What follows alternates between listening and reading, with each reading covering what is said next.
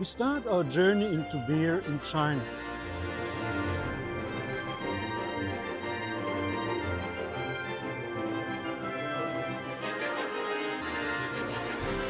We're here in the brew house, which is the heart of every brewery.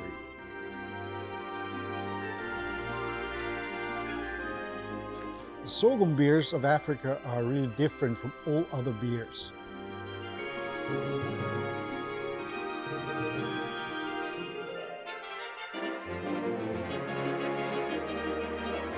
And so it was natural for some kid that loved bread to love the flavor of beer. Cheers. And I think this is the best part of every brewery is enjoying the beer. Huh?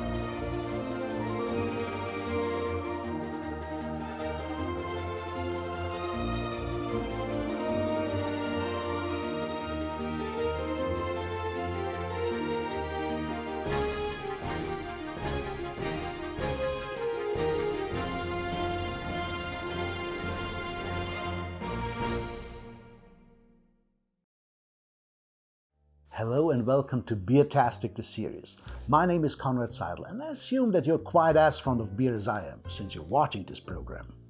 And even if you're not, or at least not yet, you can still join me on my travels to some of the most spectacular places where beer is brewed and enjoyed. I have worked as a beer writer for more than 30 years now, as sort of a second job besides my career as a political journalist for a prominent newspaper. And believe me, when writing about politics all day, you need a beer or two afterwards.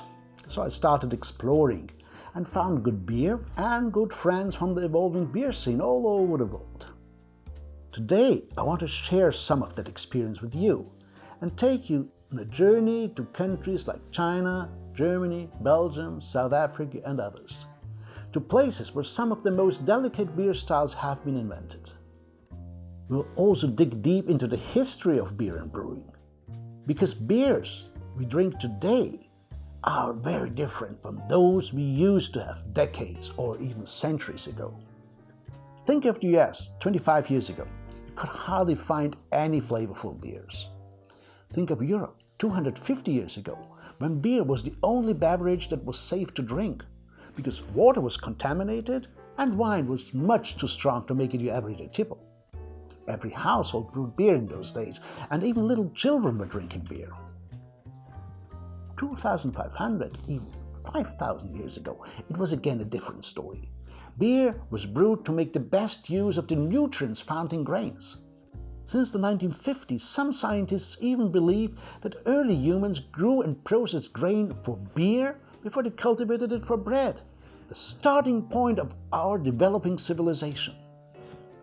On our journey together, we'll come across a lot of legends and facts, yet we'll also have the time to sample some of the most unique brews in the world. Well, at least I do. But no worries, I will let you participate in my taste experiences. We'll start in a country where it all might have begun. A group of ecologists studied the residue in the inner walls of pottery vessels found in an excavated site in northeast China. They then recreated this maybe 5,000-year-old recipe with the result of a porridge-like, sweet and fruity blend, similar to a style that you can still drink today in some parts of Africa. But let's start at the beginning. Follow me on my first trip that brought me to one of the most exciting cities in the world.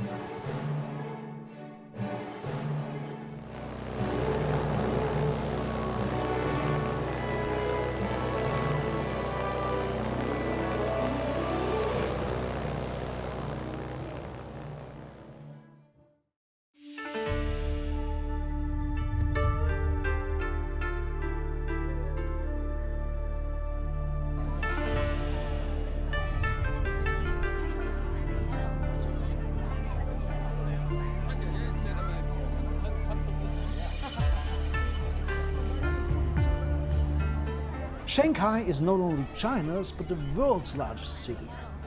It has been changing rapidly in these last decades.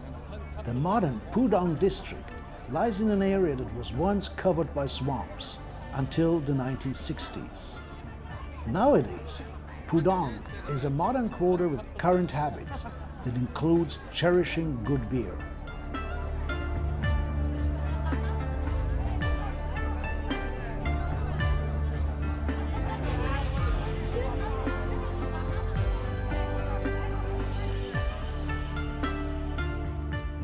We start our journey into beer in China, because China is now the world's largest beer market. It's by far the world's largest beer market. And beer is so important that here in Shanghai, the Shanghai World Financial Center was built in the form of a beer bottle opener.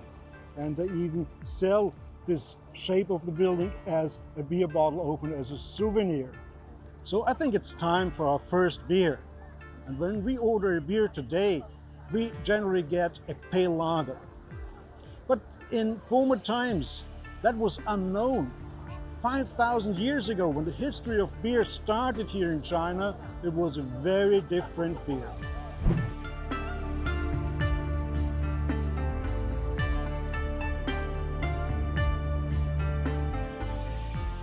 Wherever and whenever man settled down to start farming, he started to grow crops. And when you have crops, you want to make them edible or drinkable. So man started brewing. Here in rural China, the crop of the country would be rice. It would of course be a rice beer, or as we call it, a rice wine.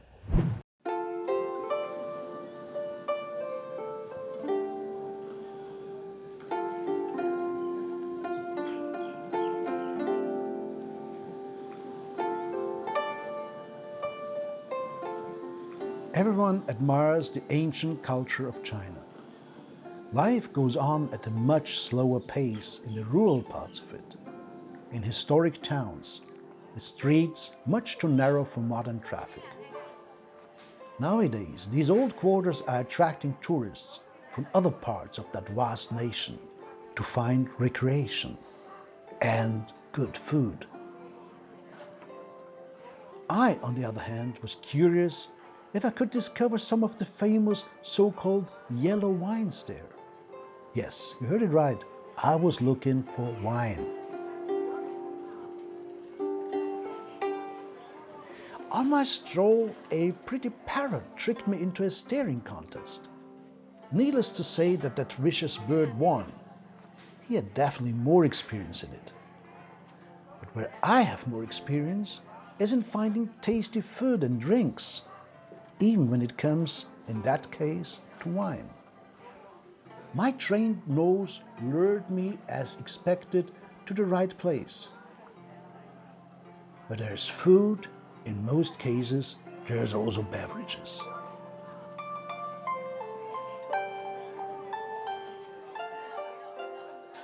Amongst the street vendors that sold handmade goods, delicious traditional food, and all kinds of sweets, were dealers that offered rice wine. Most of these were packaged in pretty milk glass bottles, without pretentious labels, pure and simple as the used ingredients. Some of these brews came from large producers, but most of them were made locally by the farmers in the area.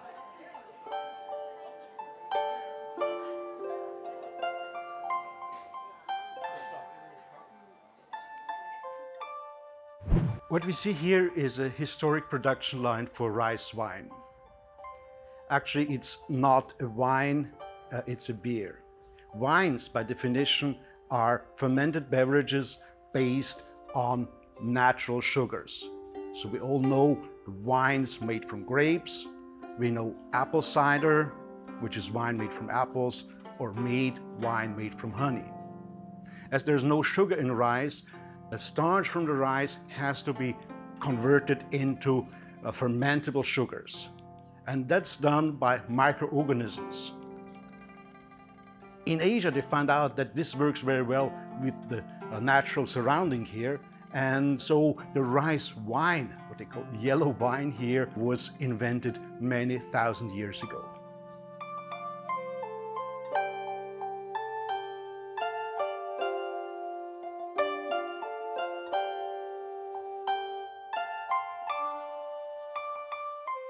Yellow wine is not a wine, as we've heard, but well, the color is like beer, but it doesn't look like beer. There's no foam, there's no carbonation in it, but there's a wonderful smell of the grains. You can smell the rice, you can smell this winey type, it's like sherry, and you get lots and lots of taste in that. There's 4 varieties, from very dry to very sweet. I personally prefer the very dry one, but there's also this very sweet one, which has even more aroma, and it also shows more strength. They're all strong, but this is where you can taste the strength. Very good. When you dedicate a good part of your life to this delightful drink and become part of the beer community, you make friends with lots of fabulous people who brew beer, dispense beer, or at least like to talk about beer. On my travels for this series, I took the chance to meet up with some of my friends and colleagues and had a chat with them, over a beer or two, of course.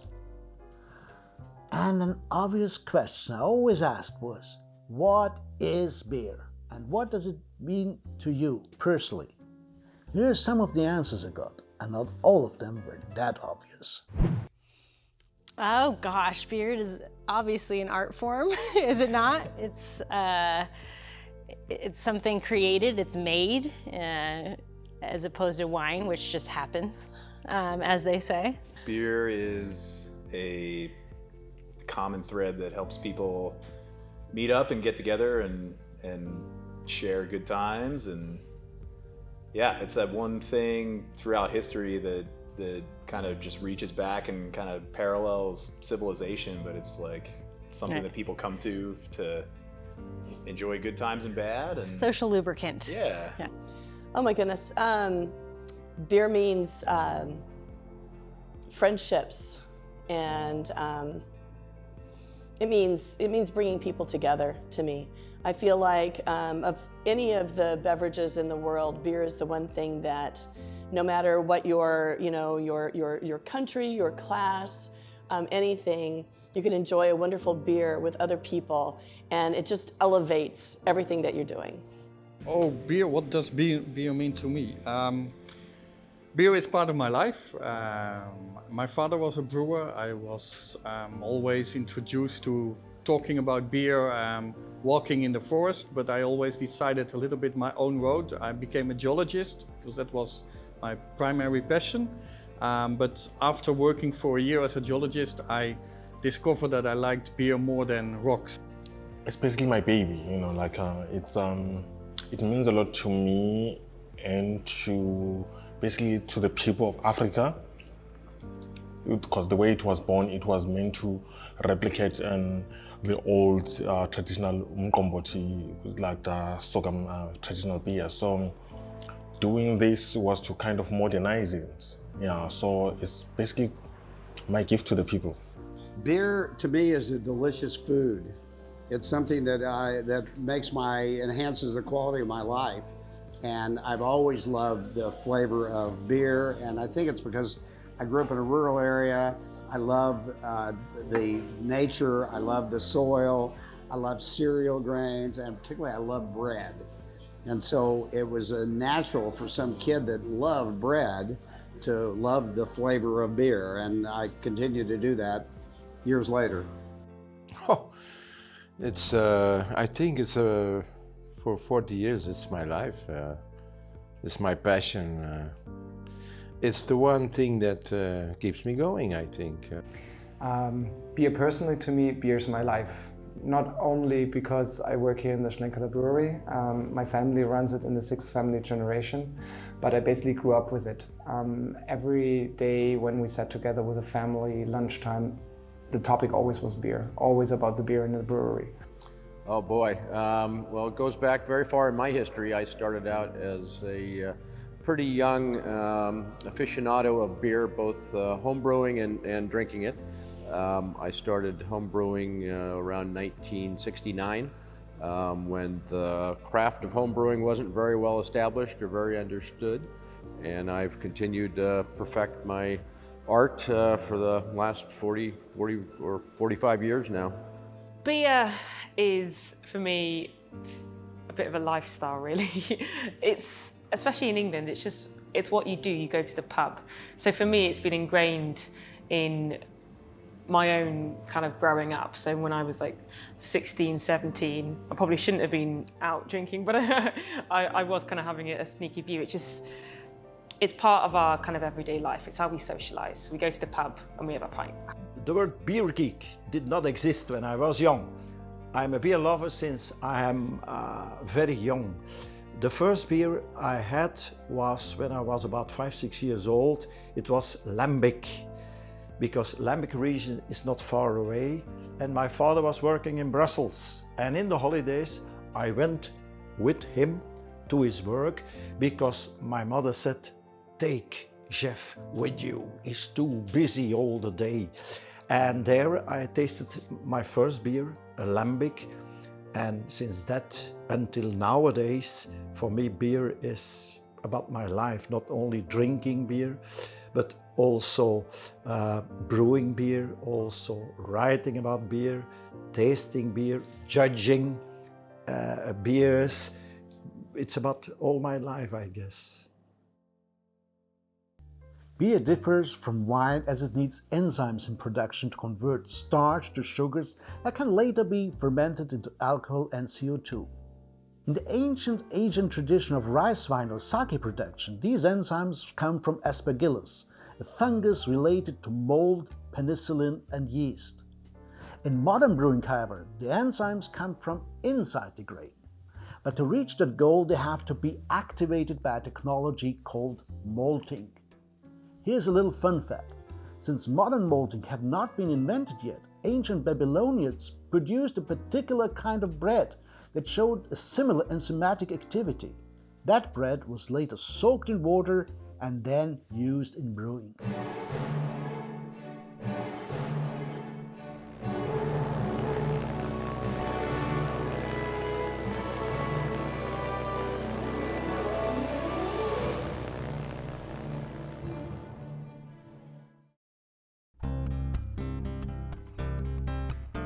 When you grow grains, you have two basic options what to do with it. One is to bake bread. The other one would be to brew beer. Anyway, you have to convert the starch, which is the basic component in grains, into sugars. In brewing beer, it's called malting. For baking bread, you don't have to do that, but what you do is you digest it.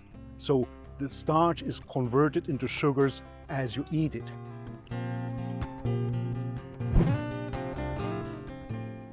Bamberg is a town in Upper Franconia on the river Regnitz, close to its confluence with the river Main. Some say that Bamberg has more breweries than churches. This is a little exaggerated, but there are still 13 operating breweries in town, and they all need malt.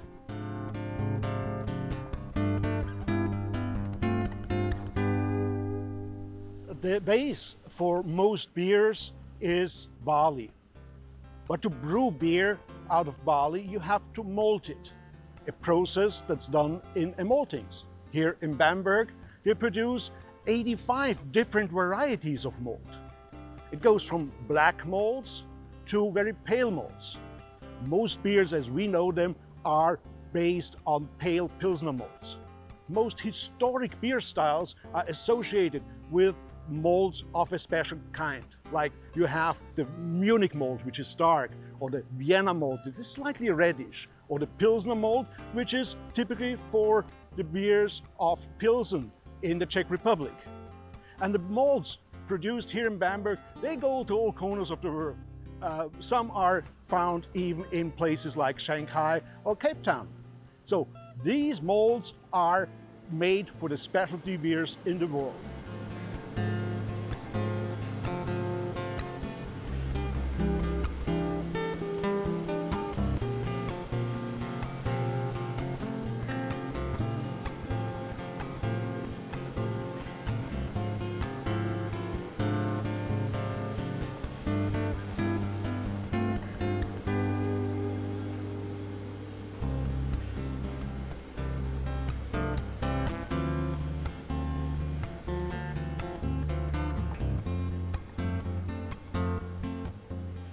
Malt comes in many different varieties, but the base recipe is more or less the same. Grains, barley, wheat, rye, or any other crop you want to use in your beer is first soaked in water. The maltsters call this step steeping. When the grains are thoroughly soaked, the germination begins. This process is very similar to what happens in a field. Each kernel starts to sprout. As the enzymes soften the grain, it grows little roots. Well, we do not want to grow barley here in the malt house, so the germination has to be stopped. This third step of malting is called kilning, a technical term for drying. When that step is over, the malt can be packaged and shipped to the breweries.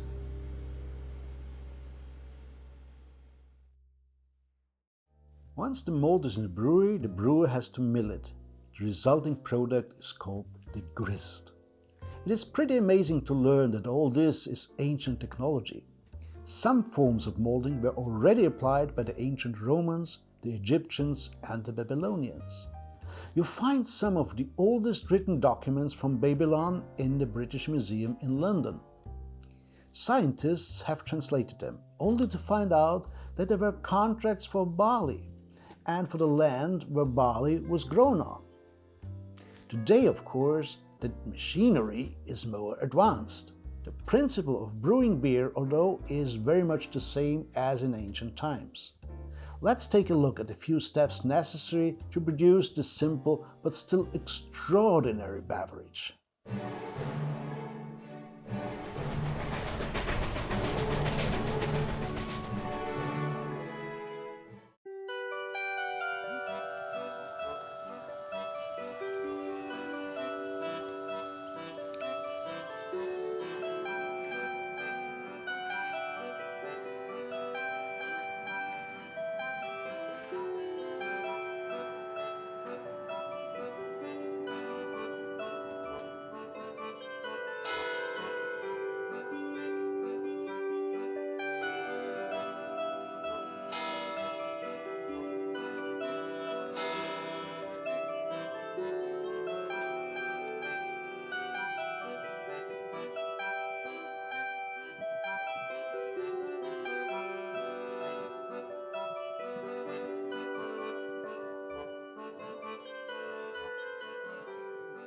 We're here in the brew house, which is the heart of every brewery.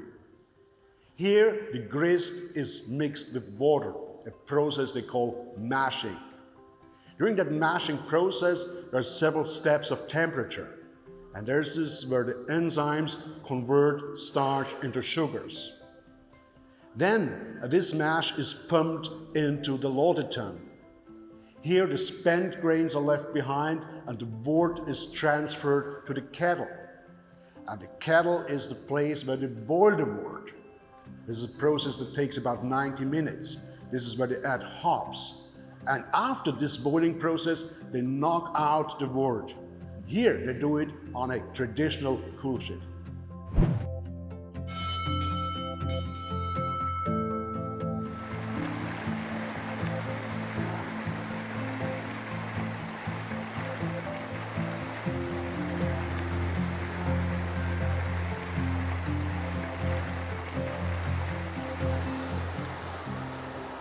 The coolship has, of course, nothing to do with a ship or boat. It is rather a collection pan for the boiling hot wort.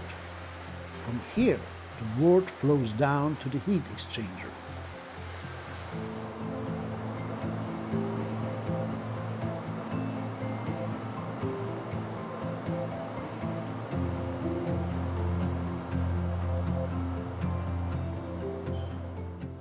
Now this is a classic cooling system.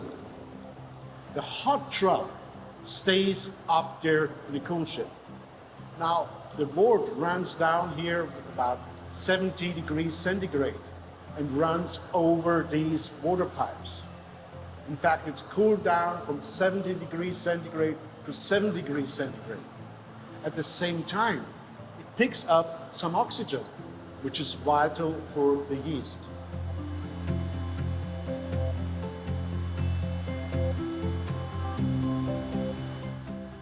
Once the wort is cooled down, it's moved to the fermenting cellar.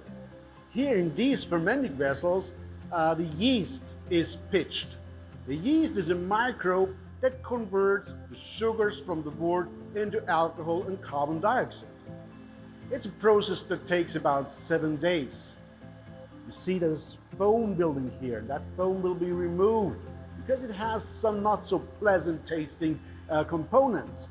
But then we move that young beer into the lager cellar.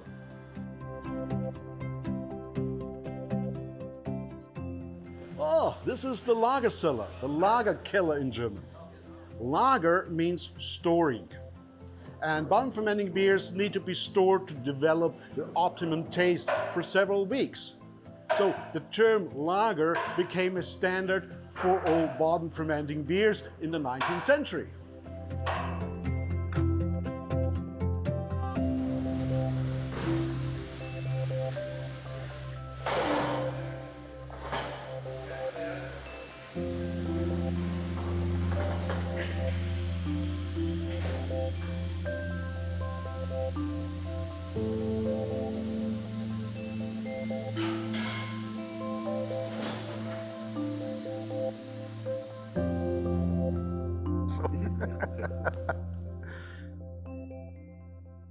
Well, before this place gets packed, but it will be packed in about half an hour, I'd like to sample the beer that we just saw how it was brewed with the Brew Master. Cheers. I think this is the best part of every brewery is enjoying the beer. Huh? Traditional lager beer brewing is a slow process. The beer garden is the right place to slow down in a busy world.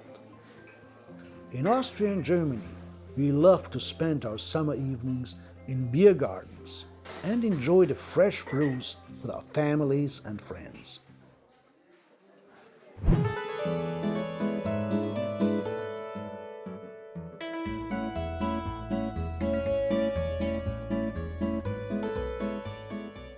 One of the most ancient beer recipes was recreated in the small village Gut Wildshut in Austria.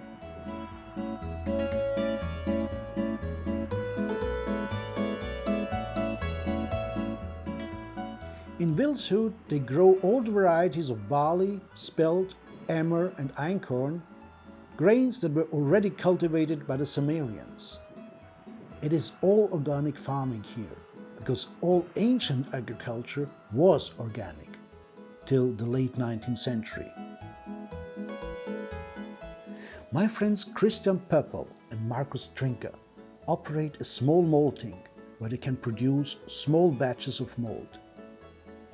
It is a fairly state-of-the-art production line here, but the ingredients used and the resulting beers are very different from the usual brews.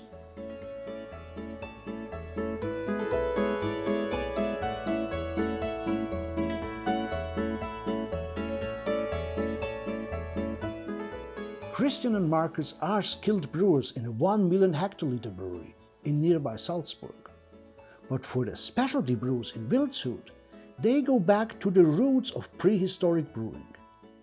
They claim that their recipe, in fact their brewing and fermentation method, is as authentic as it gets if you want to revive a beer that was last brewed some 5,000 years ago in old Mesopotamia. They brew a potent mash from the locally grown malt and ferment it in large amphoras, the so-called kvevari, from the Republic of Georgia. And some of the ingredients indeed sound exotic. They added dates for fruitiness, anise seed and coriander for spiciness, and honey for strength.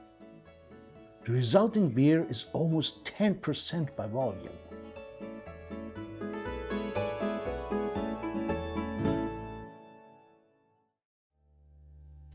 Some of the historic beer styles have died out long ago, and it takes a lot of research to bring them back to life. Most recipes have been lost, or they have fundamentally changed over the ages.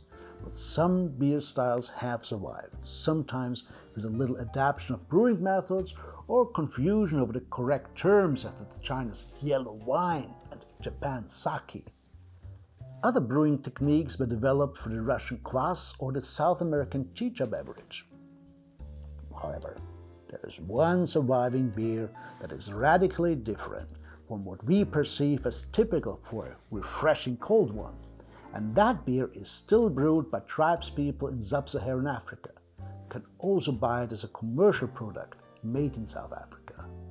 And it is probably one of the oldest beer styles in the world, as the base grain, millet or sorghum, is one of the earliest crops that has ever been cultivated.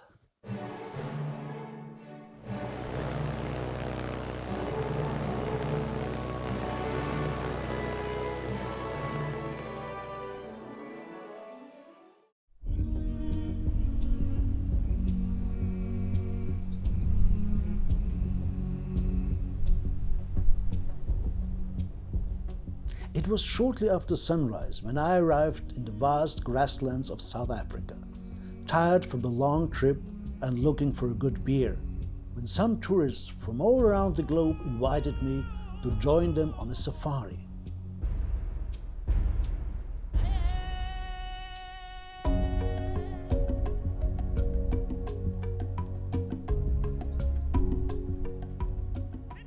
I was a little skeptical, as I'm not a hunter. And luckily they weren't either. They said the only thing I needed to shoot was my camera. And they were right. Observing these beautiful animals is a generally reassuring experience, almost zen-like. Seeing them eating their breakfast all the time, I have to admit I got a little bit hungry myself, resulting in the fact that sometimes the roaring sounds didn't come from the lions outside, but from the collywobbles inside the Jeep.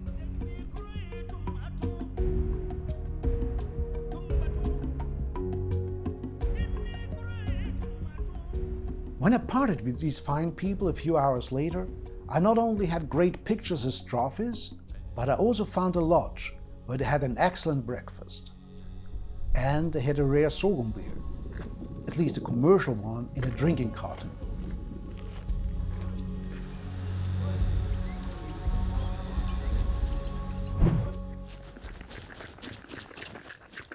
The sorghum beers of Africa are really different from all other beers.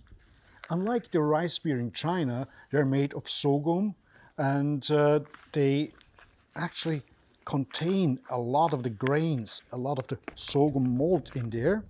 And as you open it, which it can prove to be quite difficult, you get a very milk-like drink. See? Looks like milk. You can see some of the grains still in there. And the aroma and the taste is more of porridge and of milk than of beer. But it actually contains something like 3% alcohol. Quite sour. The more the beer matures, the more lactic acidity is built up in it, and there's also lots of alcohol that are building up. So it starts out with no sourness and no alcohol out of the brewery, but then as it matures over a few days, it gets this typical touch of a sorghum beer.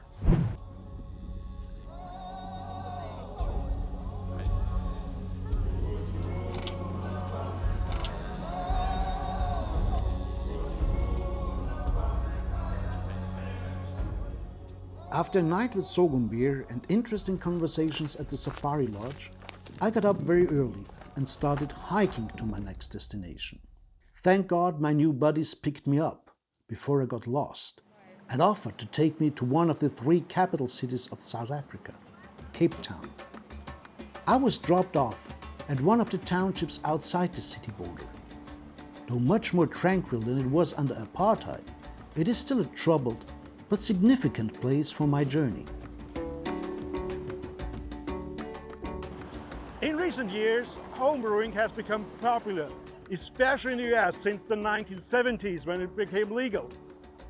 But the fact is that homebrewing existed over many centuries in many cultures, including America, including Germany. And of course, Africa. Africa has the longest standing culture of homebrewing, and homebrewing is still done here by women. Women that brew in their homes the traditional sorghum beer.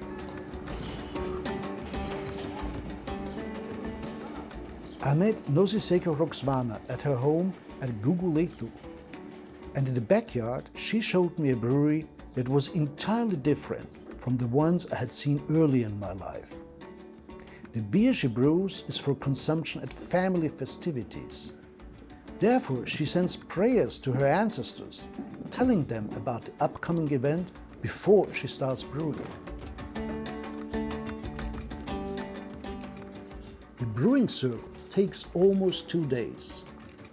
On the first day, Nosiseko starts preparing a mash from sorghum malt, boils it, cools it, and lets it rest overnight. The next morning she starts another one and adds some of last day's mash to the hot mixture. At this point, the paste from the day before has already begun to ferment, as wild yeasts have settled there during the night. Some of her fellow family members believe that these wild yeasts are sent by the ancestors to make the brew work. The new mixture is also cooled down, and after about half an hour the consistency is more like that of dough. Nosiseko then adds more malt, water and a bit of finished sorghum beer. Since it's a living organism containing yeast and lactic bacteria, it helps again to get the fermentation going. At the final stage, the liquid and the spent grains are separated, pretty much like in a modern industrial-sized brewery, but with simpler technology.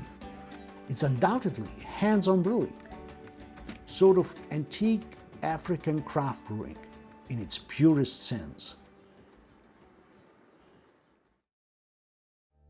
There sure are some legends and secrets about the sorghum brewing tradition in Africa, but there are some sacred beers and mystical stories about beers in Europe as well. Think of Belgium, for example, and some cloisters there that have their concealed recipes. They have their own yeast strains, and a lot of people believe that there is a special blessing on them. Pilgrims and beer lovers alike go a long way to some of the Trappist monasteries to get a chance to buy a case of their rare beers. Other Trappist abbeys are a little more open to the public. Some even have tap rooms and open-air museums, but they still keep their brewing methods under strict secrecy. I went on a pilgrimage to one of the abbeys myself, to Orval in Wallonia. They are famous for a beer that ferments with 3 different yeast strains, one of them being Brettanomyces, a strain that gives a distinct, dry, leather-like aftertaste.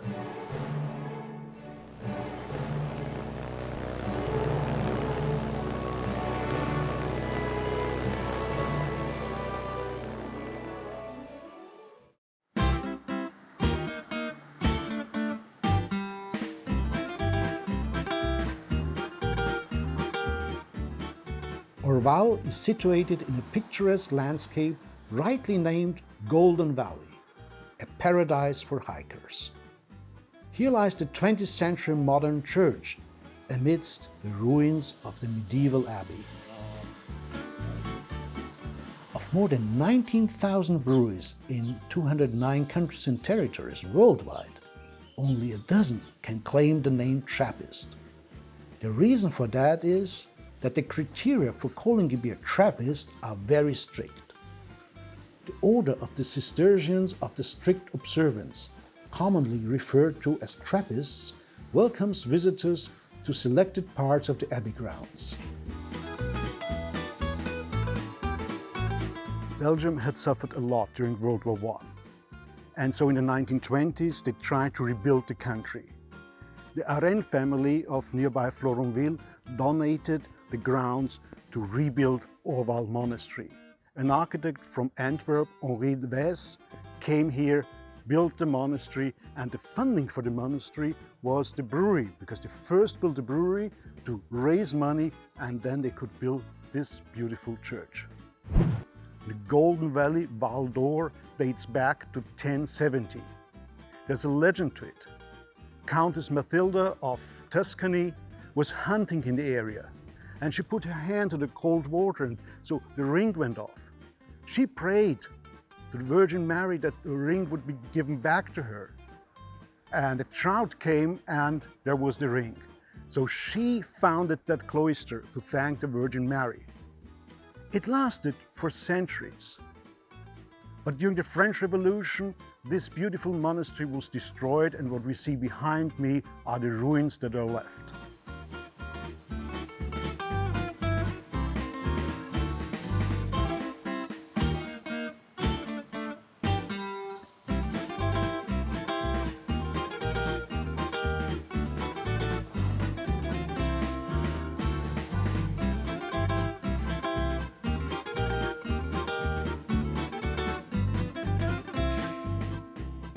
In the Middle Ages, travel was much more dangerous as today.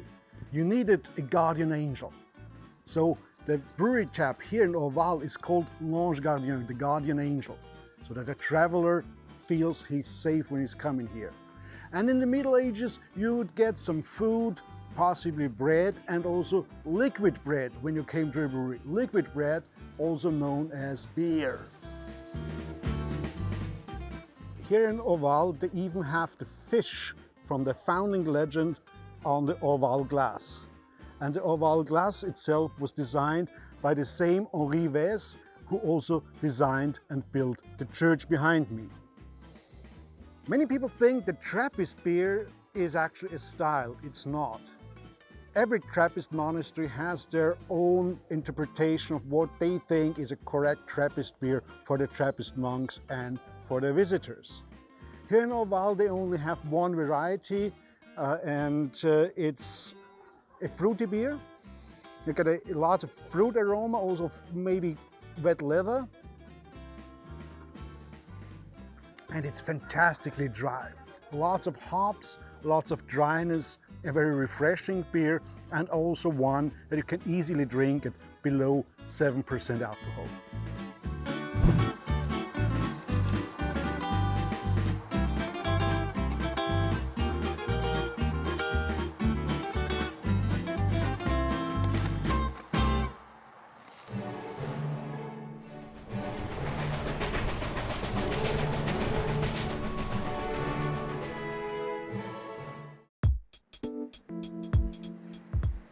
Riding a bike in Amsterdam is a must. But I wasn't there to train my already incredible calf muscles, but to look out for a brewery right next to a windmill, where they serve beer that has the same characteristics as the beers brewed by the monks. Beers from those abbeys are so popular in Belgium and the Netherlands that many commercial breweries are trying to brew similar beers. Thousands of visitors each year enjoy quite a lot of these brews, which can take its toll. Thank God the city council found at least a solution for the male tourists.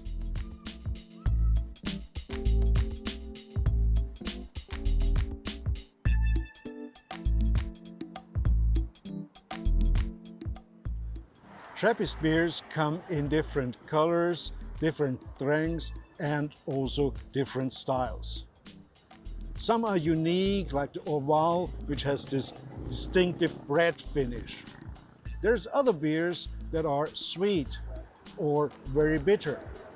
And the styles range from blonde, double, quadruple, even to a Russian Imperial Stout, which is brewed by a Trappist brewery in America. But most Trappist breweries brew a double. It's a style that is not only brewed in Trappist breweries, but also in abbey breweries. They call them abdij. And these breweries are not necessarily in a cloister. They may be commercial breweries that just brew the beer for the monastery. And to make things even more complicated, there's breweries that have nothing to do with Trappist, nothing to do with abbeys, but they brew nice double beers. double beers have been more and more prominent, more and more well sold in countries like the Netherlands. Here in Amsterdam, there's a brewery that actually started brewing a double in the 1980s, and it's one of their most popular beers. And these beers have this malty character, even some nuttiness, a slight fruitiness, and a low bitterness. Very easy drinking beers, although they're quite strong. You want to be a monk and drink that. In recent years, beer styles from Belgium have seen a stunning revival. But even more surprising was the recovery of India Pale Ale. This style is of British origin, and it was considered somewhat old-fashioned when I sampled my first beers in British pubs back in the mid-1970s. At that time, only a handful of English brewers put the acronym IPA on their labels and tap handles, and the beers behind these labels had little to do what we nowadays know as IPAs. It was American homebrewers who rediscovered the style, turning to the old recipes for a strong, heavily hopped pale ale that was initially meant to be taken on long voyages on ships sailing under the Union Jack. It was a precious cargo shipped to the British troops in India, and on that way, the British sailors on these vessels were also entitled to their ration of beer, and that ration was 1 gallon, or almost 4 liters per day. Now imagine getting seasick.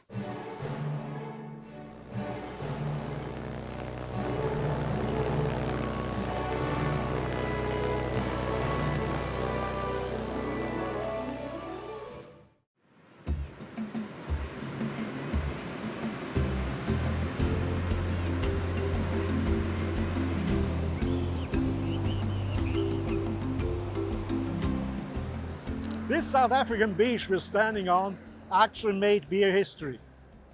The British, they used to send their beers to all corners of the earth. Specifically, India Pale Ale was meant to be sent from Britain all around Africa, all the way to India. Well, some boats never made it. Some of the beer had to be unloaded here in Cape Town. And even today we find breweries here on the Cape that brew India Pale Ale.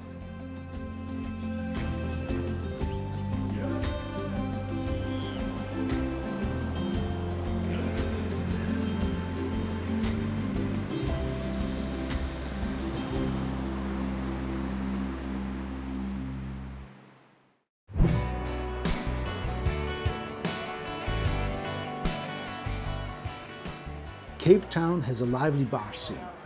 Some of the bars specialize in beers, imports from Belgium as well as local craft beers. In one of them, I met up with my friend Leto Tsapangu and his wife, Nolurianda. We had an enjoyable evening where we, of course, talked about our primary passion. Although I was in the mood for sampling even more good beers and share stories, I had to call it a night quite early. As the owner of the first black-owned brewery in the mother city, Leto wanted me to visit his workplace to taste a beer of his, which could be a new style after all. And by the way, in the history of the Nguni people of southern Africa, it was custom for tribesmen to gather in a circle sharing ukomboti, a traditional beer from a clay pot called ukamba, which is also the name of his brewery.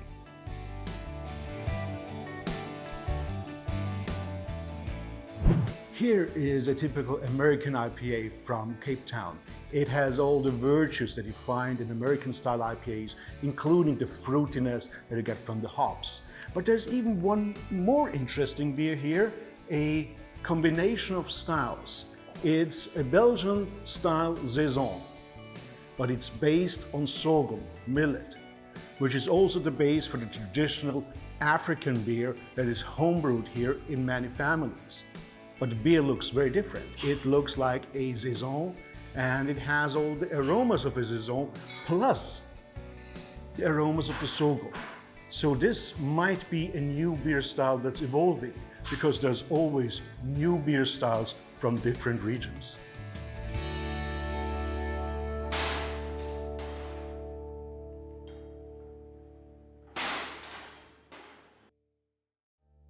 That's it for this episode, my friends. In the next one, I'll take you to fabulous places like Brussels, Dordrecht, Berlin, Burton-upon-Trent, Dublin, and others. Places that make the heart of a beer lover skip a beat. In the meantime, keep looking for good brews and discover new styles. By the way, did you know what cynosilica phobia is? No, I didn't either. But it's a terrifying phobia indeed. Cynosilica phobia is the fear of an empty beer glass. May that never happen to us. Until then, cheers, prost, salud, and goodbye.